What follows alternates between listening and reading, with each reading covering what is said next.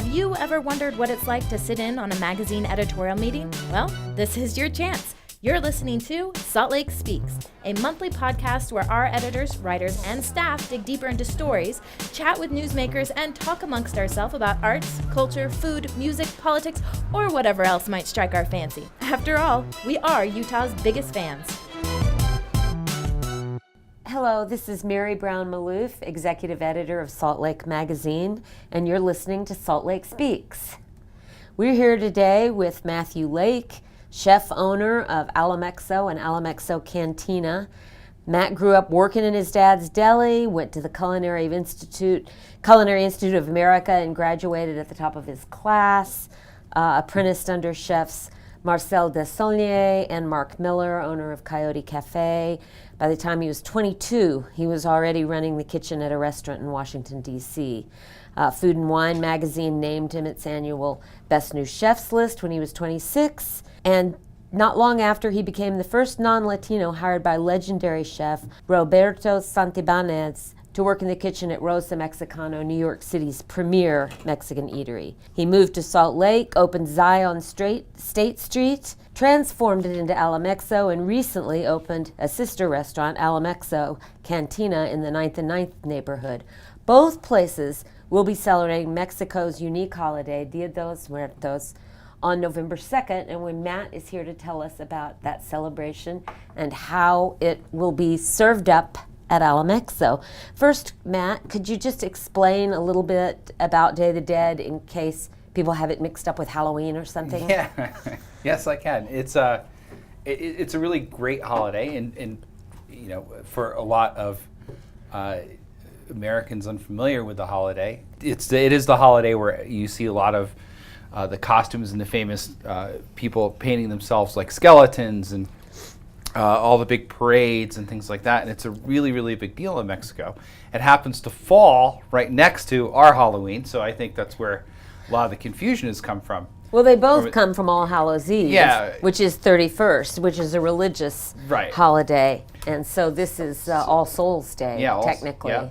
And it is a day where the belief is that your loved ones and the people that have passed before you, you're inviting them basically, which is what I love, to come back and party with you. To come back and visit and to embrace and to sort of really celebrate the life. Yeah, it's a family reunion including your dead relatives, right? Yes. And ancestors. Yeah, and you know, fun idea. Yeah. They can often be more fun than some of the relatives you have around, right? So at the time, right? But it's really beautiful and it's really festive.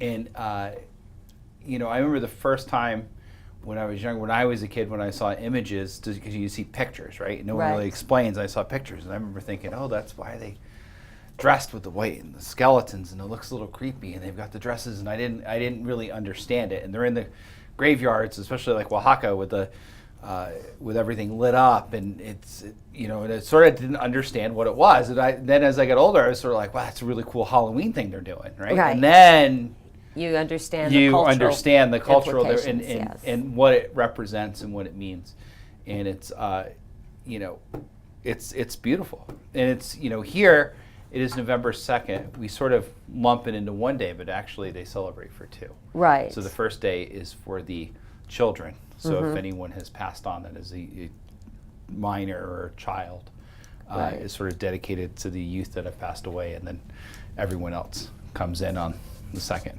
And what I love is that families build altars or ofrendas to commemorate those who are their loved ones who have died, and they put on them all the things that those people loved, like bottle of Coca-Cola, a pack of gum, a quart of whiskey, you know, I mean, whatever it was that, and of course a picture of that person, so that you really have tangible symbols of the relationship. And they're not just symbols; those things are believed to. You know, you gotta get Uncle Henry to want to come back. And Uncle Henry really likes that mezcal, and if you have it there, he's more likely to come. He's more likely to come back. You can go somewhere else that day and party with someone else. Right. So, I mean, make the invitation irresistible. It's a great, and the thing I love the most about the the altars or is it does while you're building those, like we make them in the restaurant, right? And the staff gets involved. And the fun part about it is you all start talking about each other's families and, oh, I had this uncle that liked these cigarettes, and I remember when I was 6, he stopped smoking when I was 20, but he was 6, and they don't make these anymore, and they had this, like all those kind of memories that sometimes you don't even realize with those day-to-day things. Mm-hmm. Whether that's food or something somebody liked to drink or a trinket or something that you might not come up in the normal discussion about someone's life, because they're often mundane things, but then they're also really special when you really realize it, right? Right. So that's some of the I love about the right. So it brings people's memories up and together, and that really is a bonding experience. Yeah, it's a. So what all will you do at Alamexo and Alum XO Cantina to celebrate these holidays? So we'll run special. Well, we built altars. Mm-hmm. Okay, so we build the ofrendas, and we do it. We ask the staff if they want to bring a photo of somebody in, or if they knew something in particular, if they would like to contribute, they're more than welcome to. If they don't want to, they don't have to. But it is fun to have them bring in pictures or little things, and so we do build those, and we usually build them a few days before, just so we have them up and start to get in the mood. And then we'll run specials those nights in the restaurant. So downtown, we'll be doing a couple specials. We'll be doing and we try to keep them really traditional. Right. What are some of the traditional Mexican Day of the Dead foods? It's really, it's the foods that they liked, right? Because you're trying to make it. But a lot of times, especially for these holidays, when you got to remember, so everyone's going to be out, right? Right. And then they're kind of doing their thing, and they got the parades and all the festives, and they're going to the grave. But then they come home, and then so tamales, moles, stuff that, really low and slow food that holds really well, that can be sort of done and is a long process. So they don't have to come home and fire up. Yeah, and it's sort of like here it is. And the tamales are steamed in the steamer, and the mole's in the pot, and it's ready to go. And we're gonna we'll make some tortillas quick and that kind of thing. And it's really sort of often too amongst families, a sort of roving. You stop at somebody's house and you may have a tamale like here. Like a progressive dinner. Yeah. We'll stop in at Uncle's house for this, and we'll go over here. In families, a lot of times, especially in Mexico, still live very close to each other or have cousins and things. So it also becomes a very communal thing. And so a lot of them, it's stuff that lends itself to that. Right. Food, so you're not plating it up and putting the parsley garnish in exactly the right place for this. You're just ladling it out and come on in and have a and and it's people coming and going, and that kind of thing, and kids running around, and there'll be lots of course, pan de muerto, which is the traditional Day of the Dead breads. Mm-hmm. The shape like bones. Yeah, it has. And sometimes they shape them like skulls, and they do all the great and sugar skulls for the kids, and different kinds of candies and things. And so really, just kind of really grabby, good, warm, just really down home, so to speak. So, in the restaurants, we try to keep in that spirit, but we are in a restaurant, and it's a sit down. So we'll be doing a mole. So we'll be doing mole negro this year. We try not to repeat anything. So this year we haven't done mole negro yet during Day of the Dead. So we're going to do mole negro.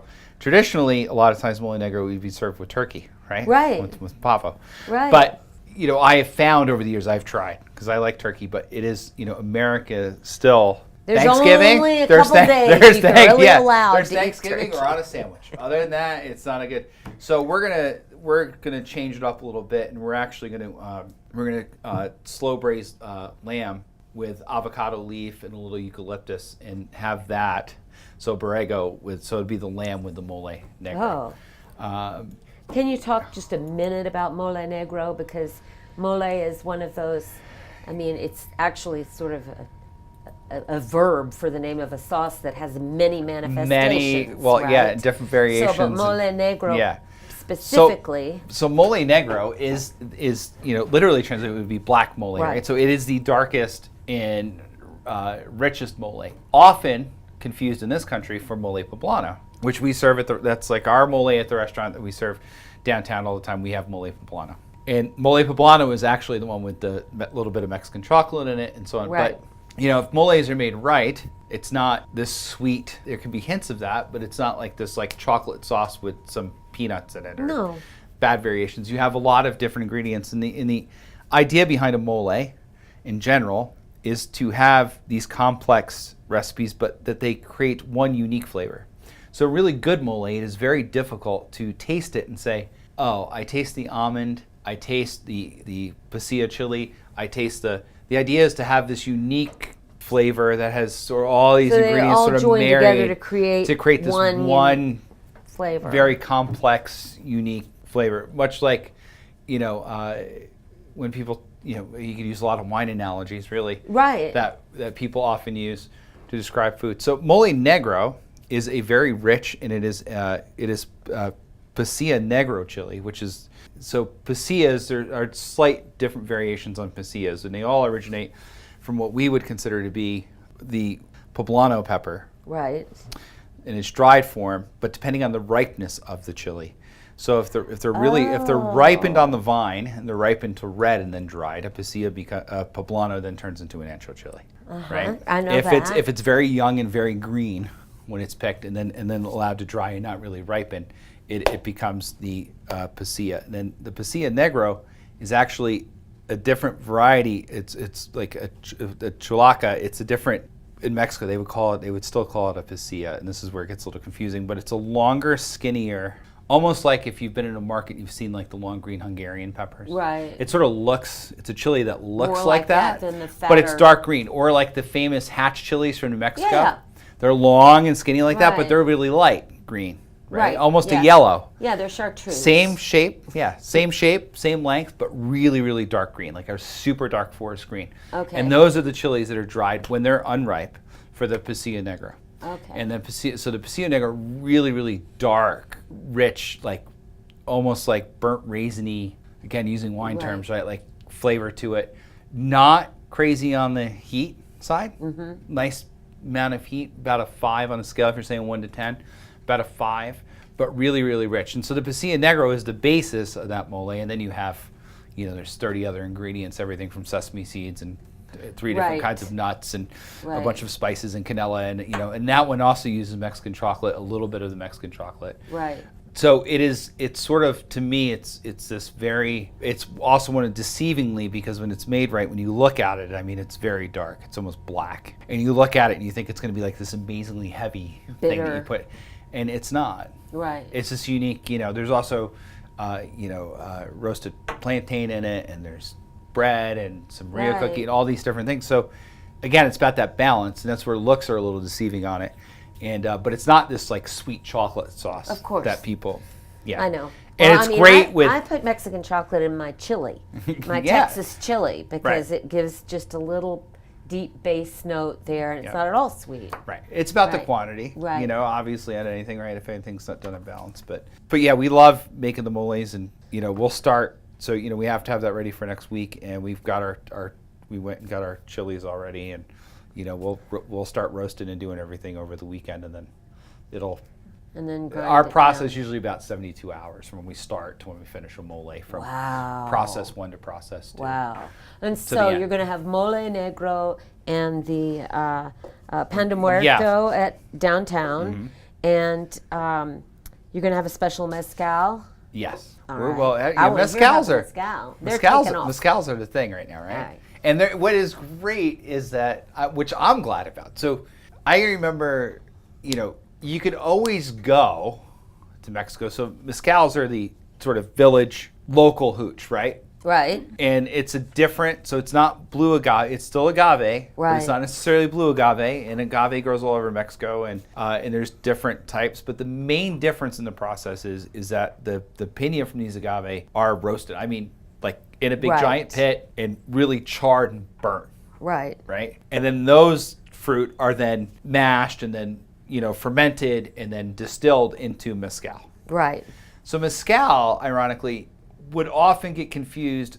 So especially like I grew up in like middle of nowhere, upstate New York, right? Right. And so, I mean, not that I did anything like this when I was too young to drink, but my first introduction to tequila, when I look back, wasn't actually tequila, it was mezcal. So when we see the worm, people say the worm. I mean, we're talking 1970s, right? Yeah. So when people say the worm in the thing, that's actually mezcal. It's not. And it's not tequila. And that's why, mezcal, can really be, can be everything from Mexico's equivalent to, moonshine, what we call moonshine here, good old white lightning, right? To very sophisticated. When you're in Mexico, when you're in villages, if you get to know people, it'll be like, oh, no, here, come here. And they'll say something, somebody, the bartender get the good local. And as that's gotten discovered and people have really started to appreciate them here, much in the way that the fine mezcals to me remind me a lot in a way of like Scotch. Yeah, they do.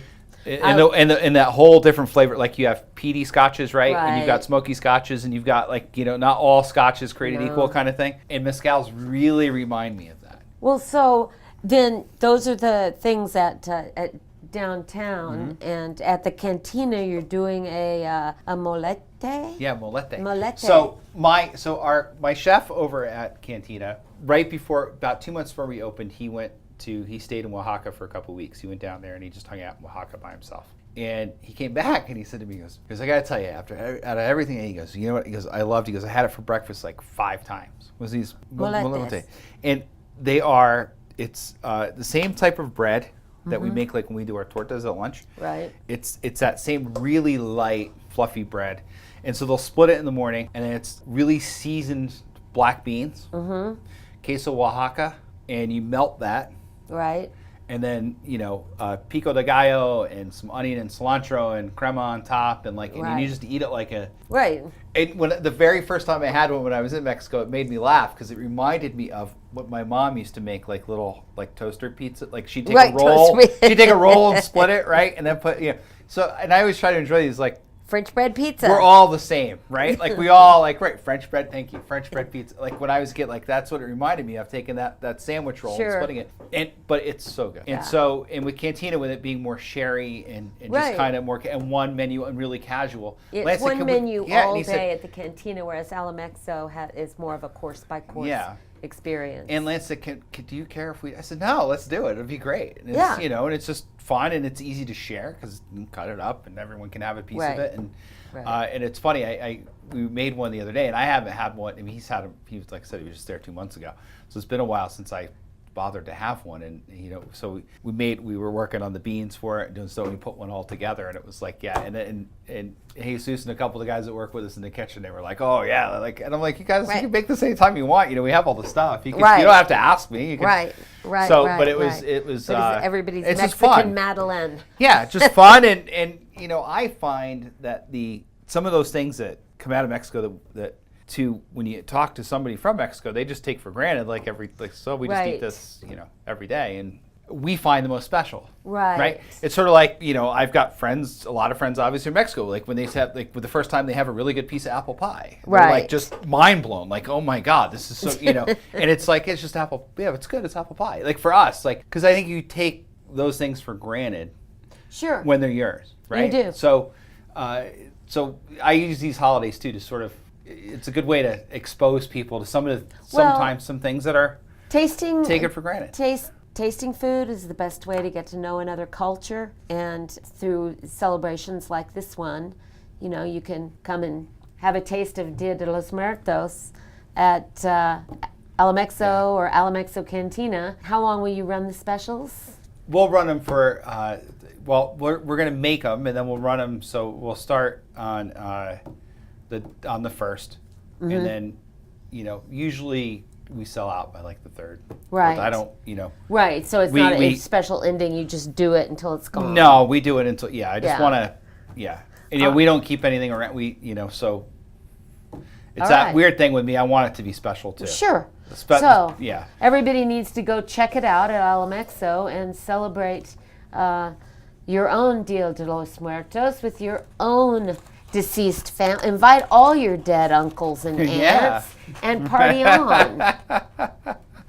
Thanks. This is Mary Malouf. You can find out more about Salt Lake City's celebrations of Dia de los Muertos, including the one at Alamexo, at saltlakemagazine.com/podcast.